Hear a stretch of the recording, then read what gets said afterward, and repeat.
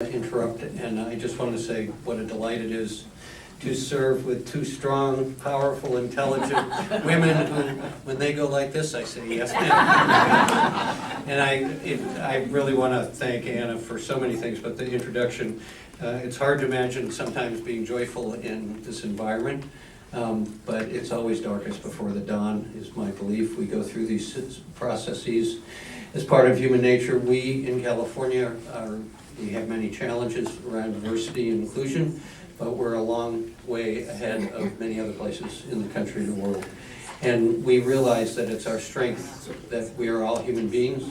We respect where we all come from, our heritage, our cultural heritage, but as this country's motto says, out of many one. We're going through this period, and I really think we're on the precipice of being a more tolerant, a more insightful, a more peaceful, a more knowledgeable culture in this country.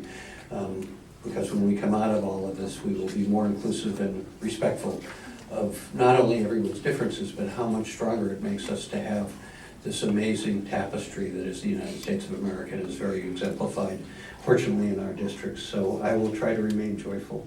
And then lastly, I'd just like to say, in these times, we always need warriors, and these are two huge warriors. Anna's really a very, very unique and powerful member of this caucus. When she speaks, she carries a great deal of gravitas and weight, and I'm just thrilled to have both of these people as good friends, and thank you so much for being friends to Anna.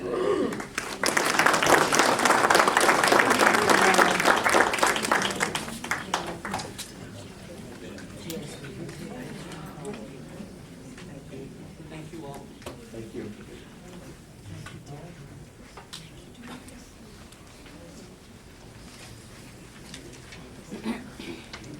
Thank you to the organizers, thank you Jeevan, thank you Surinder, and thank you Sanjay for having me here. My name is Bharat Gopalaswamy. By no stretch of imagination that comes close to a Kashmiri name. But the reason I'm here, after listening to some of your stories, is I've been in the policy world for the last 8 years. I used to direct a program at the Atlantic Council. I'm going to make a few observations. The personal connect after listening to you is my own experience with terrorism. I'm not equating this by any chance. I grew up in Bombay in 1993, at the end of 1992, 1993, if you remember the Babri Masjid riots. I was in a car with my father, and my father and I were taken separately and questioned on the religious identity. And I was too young at that time to grasp the impact of what this actually meant. But after listening to you, this brought about the memories of what that meant. And I think, you know, we believe in the cause. That's why we are here, and I think there is a voice. And I would come to what Jeff Smith touched on in our lot of intellectual debates. I think this is largely less covered vis-a-vis when it comes to India, and I think that's where some of the disconnect on this lies. You know, I follow nuclear non-proliferation and the nuclear debates very closely. And if you notice, the reaction to the Indian nuclear test was met with the hue and cry and blah, blah, blah by the international community. And I will compare it to what's happening in Kashmir right now. The Indian acceptance of a nuclear program was never really understood, properly articulated, and it's being more forcefully and powerfully articulated now. I can see the analogy to that debate right now when this kind of with this kind of a decision that's taken place in the last few months. And the reason for that is, we can go to what Jeff Smith said, is probably getting the narrative out, putting the story out, and framing a narrative before somebody else frames the narrative for you. And that's what's, I think you're in a defensive game right now, and that's what's happening.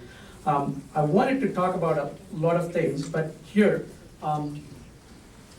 so where I'm coming at it, this is, okay, there has been a big event that's happened in Kashmir in the last 3 months. And you know, and one of the primary motivations for this is we've been noticing in our own conversations is the use of Pakistan's use of cross-border terrorism as an instrument of state policy for more than 3 decades has claimed more than 40,000 lives. I think at some level, the Indian state has gotten fed up of it. The Indian state has won a strategic victory, in terms of isolating Pakistan as an epicenter of terrorism. And this debate has been, this is what has helped achieve a consensus internationally. And Jeff Smith talked about, and towards accepting the solution that the Prime Minister Modi has proposed in terms of Kashmir. And I heard many of my co-speakers say that nobody has heard them, but I think one person has clearly heard them. That's Prime Minister Modi. That's why you've gotten the solution that you've gotten to. Now, the challenge, what we have done is solve the first piece of the puzzle by articulating that debate successfully in India. The next is, I would say, vis-a-vis where the Pakistan narrative is concerned on this particular story, there are three capitals in the world that matter where Pakistan policy is concerned. One is the United States, the next is Beijing, and the third is Riyadh in Saudi Arabia.